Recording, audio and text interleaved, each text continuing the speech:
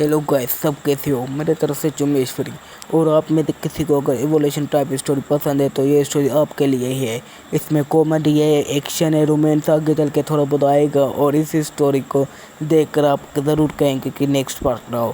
और अगर next part चाहिए तो लाइक सब्सक्राइब करना पड़ेगा, वरना मैं नहीं लेने वाला इसका। ओके, तो यार करो तो सही। देखने वीडियो आ जाते हो लेकिन लाइक सब्सक्राइब नहीं करते, हमें मोटिवेशन कैसे मिलेगी वरना। तो बिना किसी देर के इस पार्ट को स्टार्ट करते हैं।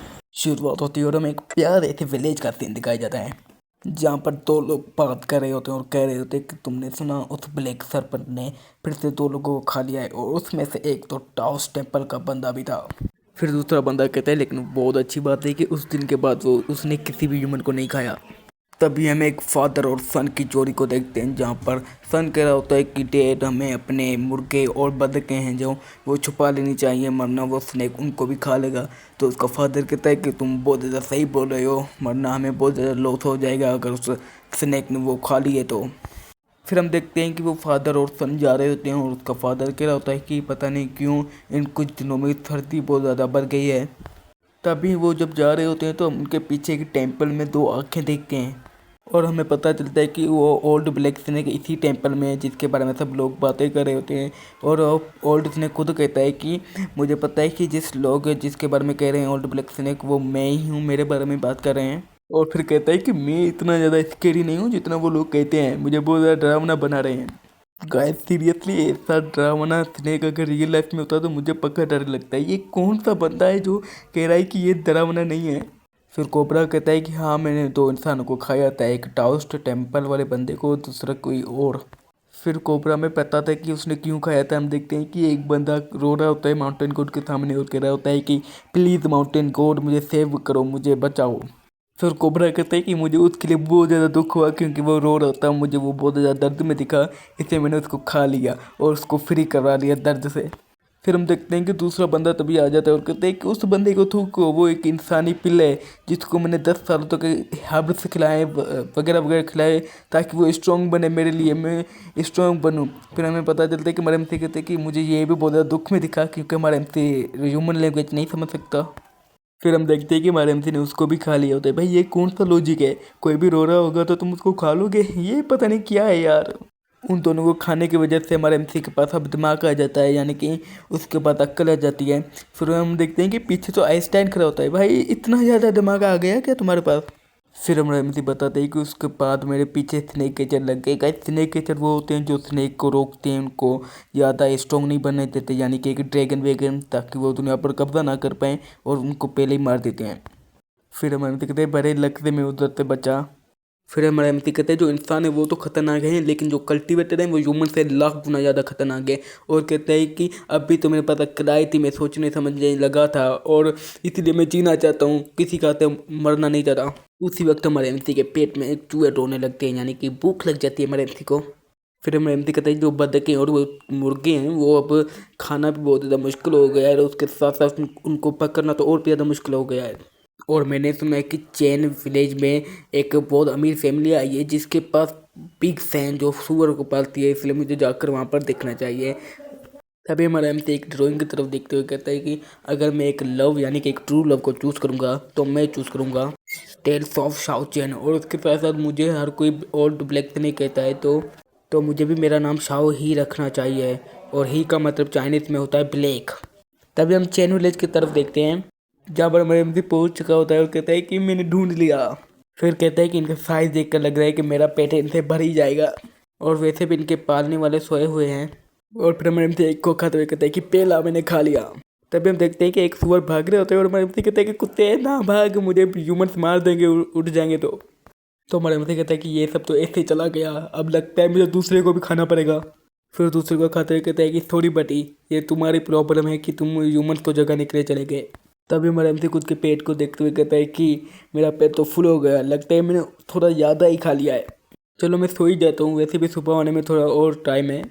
फिर हम देखते हैं कि यहाँ पर आवाज़ आने लगती है और इससे हमारा एमसी भी उठने लगता है, जहाँ पर एक बंदा कह रहा होता है कि चेन फैन को मारना छोड़ो, वो वैसे भी सांस नहीं ले रहा। तो दूसरा कहता है कि मैं मारूंगा, इसने मिस्टर क्यू से पंगा लेने की कोशिश की, वो भी सिर्फ एक लड़की के लिए।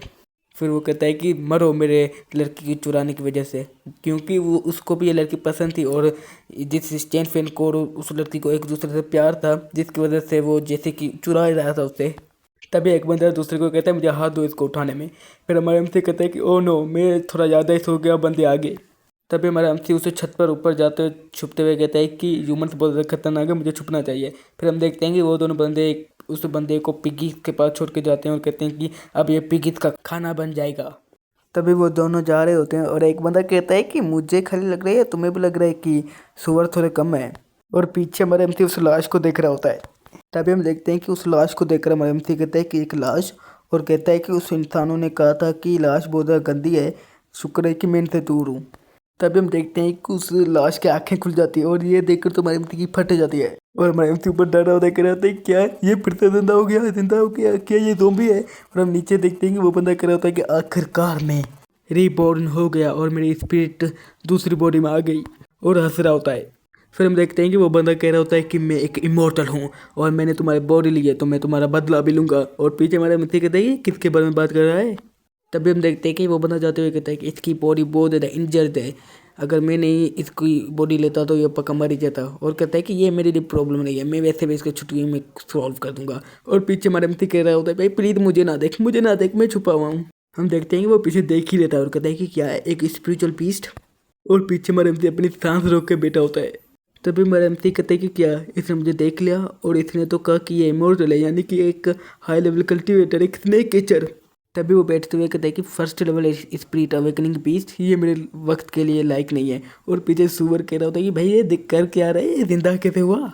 तभी वो बंदा कहता है कि मुझे कल्टिवेशन करनी चाहिए जिससे मैं अपने आप को हील भी कर पाऊँ और उसके साथ साथ मेरे अंदर से जो प्रेशर निकल रहा है उससे भी कंट्रोल कर पाऊँ।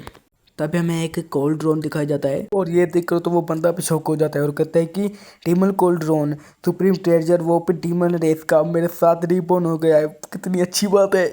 और पीछे हमारा एमसी सोच रहा होता है कि डीमन केचर अपने स्पेस बना रहा है मुझे मारने के लिए, मुझे पक्का पता है कि इसको पता चल गया है कि मैंने ये इस सुअर को खाया है, अभी हमें मारने वाला है, मुझे मरना नहीं चाहता।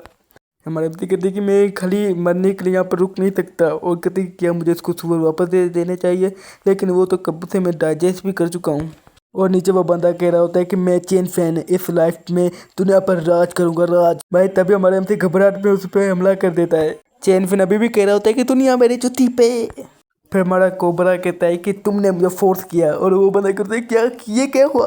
तभी हमारा एमसी कहते हैं कि ये काम कर गया, काम कर गया, लेकिन अभी भी मुझे अपना गार्ड डाउन नहीं करना चाहिए। और वो भाग जाता है भाई, सारा ही कुछ तोड़ फोड़ के भागने लगता है।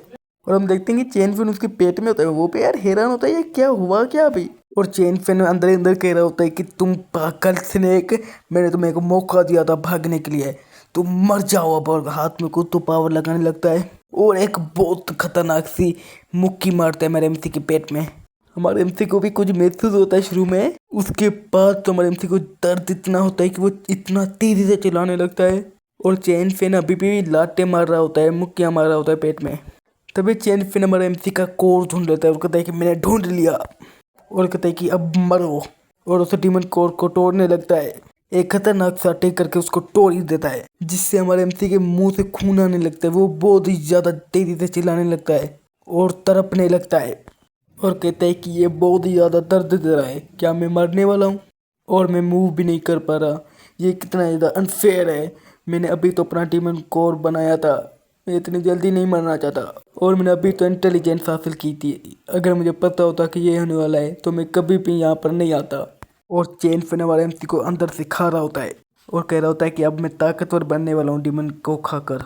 ये डीमन इतना कमज़ोर है और मुझसे लड़ने चला था, एक हिट भी मेरी नहीं संभाल पाया। तभी हम देखते हैं कि चेन फैन का कोल्ड ड्रोन बाहर आने लगता है और ये देखकर तो चेन फैन भी कहता है ये क्या हो रहा है। तभी हम देखते हैं कि वो कोल्ड ड्रोन हमारे एमसी के कोर के पास आने लगता है। तभी हम देखते हैं कि वो कोल्ड ड्रोन हमारे एमसी के कोर के पास पहुंच चुका होता है और चेन फैन तो अपनी आंखें बंद कर लेता है और कहता है कि इतनी ज़्यादा रोशनी क्यों आ रही है, और कह रहा होता है कि ये क्या हो रहा है।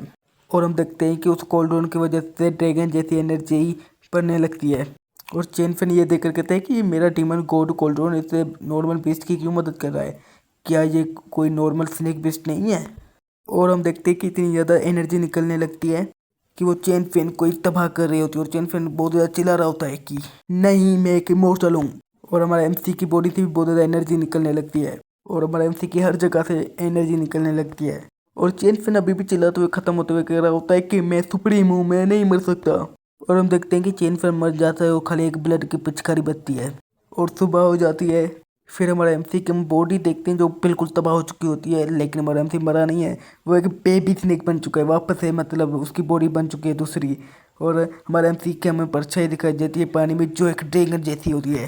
तभी एक सुअर हमारे एमसी को काट रहा होता है और हमारे एमसी उसको उठाता है और कहते हैं ये कुत्ते मुझे क्यों काट रहा है, और कहते हैं भागो भागो तुम सबको मैं खाऊंगा। और अपने पूंछ को देखकर कहते हैं कि वाकई में इन्होंने मुझे इंजर्ड कर लिया और इसको छोड़ो, मैं जिंदा कैसे हूँ, मेरा डेमन कोर्स तो तबाह हो गया था। फिर हम देखते हैं कि हमारे एमसी कहते हैं मैं तबाह हो गया, मैं एक बीस्ट नहीं रहा, मेरी इज्जत लूट गई। और कहते हैं रुको एक मिनट रुको, अगर मेरा डीमन कोर तबाह हो गया तो मैं जिंदा कैसे हूँ। और फिर हम देखते हैं कि वो अपने पेट की तरफ देखते हैं जहाँ पर अंदर उसके वो कोल्ड्रोन बन के बैठा होता है डीमन कोर। ये देखकर तो हमारा एमसी भी हैरान हो जाता है और कहते हैं कि क्या ये वहीं पर है जहाँ पर मेरा कोर था, क्या ये रिप्लेस हो गया है कोर से। तभी हमारे एमसी के पास एक एबिलिटी आ जाती है और हमारे एमसी कहते हैं कि मैं अपने बॉडी में कैसे देख पा रहा हूँ, और साथ में चारों तरफ देखते हैं तो वहाँ पर उसे हर चीज़ दिखाई जाती है, भले ही वो अपनी आंखें बंद करके बैठा हो। ये एबिलिटी हमारे एमसी कहते हैं ये तो कल्टीवेटर के खाली पास एबिलिटी होती है, मेरे पास भी आ गई। और फिर हमारा एमसी अपने माइंड में चेक करता है तो वहाँ पर एक यूनिवर्स बना होता है और वहाँ पर तो चेन फेन की टेक्निक्स भी होती है, यानी कि हमारे एमसी के माइंड में। तभी हमारे एमसी कहते हैं कि मेरे सर में दर्द हो रहा है जैसे मेरा दिमाग गिरो हो रहा हो। तभी हमारा एमसी कहता है कि मुझे नहीं पता क्या हो रहा है, लेकिन मैं अपने आप को हील कर सकता हूँ चेन फेन की टेक्निक कर कर, यानी कि स्पेस कर कर। और मुझे पता है कि उसने ये कहा था कि अर्थ और हेवन उन्होंने बनाया एक स्टेज और हम सब जिंदा लोग सिर्फ उनके एक चेस पीसेस हैं। और तभी हम देखते हैं कि कोर के अंदर, यानी कि कोल्ड्रोन के अंदर एनर्जी आने लगती है और वो एनर्जी किसी और की नहीं नेचर की होती है और उससे हमारे एमसी की इंजरी भी हील हो जाती है। तभी हमारे एमसी कहती है कि हाँ मेरी पूछ तो ठीक हो गई और उसके साथ साथ मेरा बदन मुझे बहुत ज़्यादा हल्का लग रहा है, और ये तो कल मैंने थोड़ी देर की, मुझे लगता है कि इसका बोनस पॉइंट खाली हील है, बाकी तो ये खाली कल्टिवेशन बढ़ाने के लिए है। लेकिन मेरी एनर्जी कहाँ पर जा रही है, मेरा तो कोर शेटर हो गया था ना, क्या सच में ये कोल्ड्रोन मेरा कोर बन चुका है। तभी मेरा एमसी कहते हैं कि पहले मैं बच गया वही अच्छी बात है, और कहता है कि ये यहाँ पर एक नॉर्मल बच्चा इतने ज़्यादा ताकतवर है तो बाकी सारे किधर होंगे, मुझे जाकर कुछ दिनों तक आराम करना चाहिए। इसको क्या पता वो तो एक कल्टीवेटर था जो रीबॉर्न हो चुका था, एम्परर था। तभी वो उन सुअरों को देखता है और कहता है कि लेकिन जाने से पहले अगर मुझे कल्टीवेशन करनी है तो मेरा पेट भरा होना चाहिए। तो अब तुम समझ गए। और हम देखते हैं कि सुअरों के चिल्लाने की आवाज़ आ रही होती है। फिर हमें एक नदी दिखाई जाती है जहाँ पर हमारा कोबरा नहा रहा होता है, और बैकग्राउंड वॉइस में हमें नैरेटिव बताता है कि चेन फेन को खाने के बाद हमारे एमसी के पास हर नॉलेज आ गई दुनिया के बारे में। और उसके साथ साथ जब चेन फेन को हमारे एमसी ने खाया तो शुरुआत में हमारे एमसी को दिक्कत हुई, लेकिन बाद में हमारे एमसी ने कल्टिवेशन यानी कि ह्यूमन कल्टिवेशन स्टेज के बारे में जान लिया, जो बीस्ट कल्टिवेशन लेवल जैसे ही थे। फिर हमें कल्टीवेशन लेवल्स के बारे में बताया जाता है जहाँ पर फर्स्ट होता है स्पिरिट अवेकनिंग स्टेज, सेकंड होता है फाउंडेशन स्टेबलमेंट स्टेज, थर्ड होता है डीमन कोर स्टेज, और फोर्थ होता है नेसेंट सोल स्टेज। फिर हमें एमसी बताता है कि अगर मेरा लेवल बताऊं तो वो है स्पिरिट अवेकनिंग लेवल 1 पीक, और अगर मैं किसी ह्यूमन का बताऊं तो उसके हिसाब से क्यूआई रिफाइनिंग लेवल 1 होता है।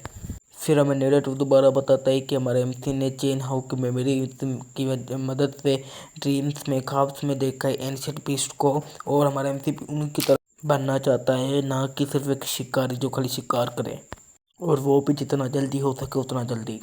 फिर हम देखते हैं कि हमारा एमसी कल्टीवेशन कर रहा होता है। फिर हमें नैरेटिव बताता है कि इसने बहुत सारे दिनों से हमारे एमसी ने इस मिस्ट्री सी टेक्निक पर काम किया, और उसको पता चला कि ये हील के अलावा भी कुछ कर सकता है, यानी कि कल्टीवेशन को बढ़ाना कराना। और इसकी मदद से हमारे एमसी ने अपनी जो स्पिरिट है उसे भी मजबूत कर लिया, और जिसकी मदद से हमारे एमसी ने अपनी पहले स्किन भी उतार दी, और एक ही हफ्ते के बाद हमारे एमसी ट्रांसफॉर्म भी हो गया। और इससे हमारे एमसी के जो सींग थे जो माथे पर वो भी बड़े हो गए, उसके साथ साथ जो हमारे एमसी के स्किल थे वो और भी ज़्यादा मजबूत हो गए और बहुत ज़्यादा शानदार हो गए। फिर हमारा एमसी कहता है कि लेकिन चल क्या रहा है, मैं इतना छोटा क्यों हूँ। और फिर हमें हमारे एमसी के बारे में बताया जाता है कि इसकी टोटल लेंथ है 6 फीट। हमारा एमसी कहता है कि मुझे शेडिंग करने के बाद तो और भी ज़्यादा बड़ा होना चाहिए ना। फिर हमें नेरेटिव बताता है कि हमारा एमसी पहले 33 फीट का था और अब इसको कम करके खाली 6 फीट का कर दिया है। पहली वाली बॉडी तबाह हो गई ना हमारे एमसी की। फिर हम देखते हैं हमारे एमसी गुस्से में जो उसके पास में जो बर्ड थी उसी को ही मार लेता है और कहता है कि कम से कम मैं स्ट्रॉन्ग और तेज़ तो बन गया और उसके साथ साथ मेरी बॉडी भी फ्लेक्सिबल बन गई, जिसकी मदद से मैं अब बड़ा सा बड़ा खाना भी खा सकता हूँ मेरी छोटी बॉडी होने के बावजूद भी। और अब तो मुझे पूरा भरोसा हो गया है कि मेरा जो ये कोल्ड्रॉन है वो मेरा कोर बन चुका है और अब मुझे महसूस होता है कि जब भी ये एनर्जी से भर जाएगा तभी मैं लेवल अप कर लूँगा। फिर हमारा एमसी कहता है लेकिन कल्टीवेशन को बहुत ज़्यादा एनर्जी चाहिए और मैं इस टेक्निक की मदद से जो मुझे थोड़ी बहुत एनर्जी मिलती है वो काफ़ी नहीं है। और आगे कहता है कि बीस्ट कल्टीवेशन का मतलब है कि मैं ज़्यादा तेज़ी से ब्रेक थ्रू नहीं कर सकता, मुझे बहुत ज़्यादा लाइफ फोर्स चाहिए ब्रेक थ्रू करने के लिए। फिर हमारा एमसी कहता है कि मुझे खाना चाहिए और हम देखते हैं कि हमारा एमसी कहीं पर तो आ जाता है जहाँ पर एक बड़ा सा सुअर वाटरमेलन खा रहा होता है और हमारा एमसी कहता है कि एक सुअर वो भी फील्ड में यानी कि खेत में। हमारे एमसी को इस जंगली सुअर देखते ही मुंह में पानी आ गया, कहता है बहुत टेस्टी लग रहा है देखने में। फिर हमारे एमसी पास जाते हुए कहते हैं कि मैं स्पिरिट अवेकनिंग के लेवल 1 पर हूँ और इसने तो अभी तक इंटेलिजेंस पे हासिल नहीं की है। गाइस ये पार्ट यहीं पर ख़त्म होता है। अगर नेक्स्ट पार्ट चाहिए तो लाइक सब्सक्राइब और कमेंट करके जाना। बाय बाय, टाटा, सी यू लेटर। थोड़ा रेस्ट कर लीजिए वरना रेस्ट इन पीस हो जाएंगे।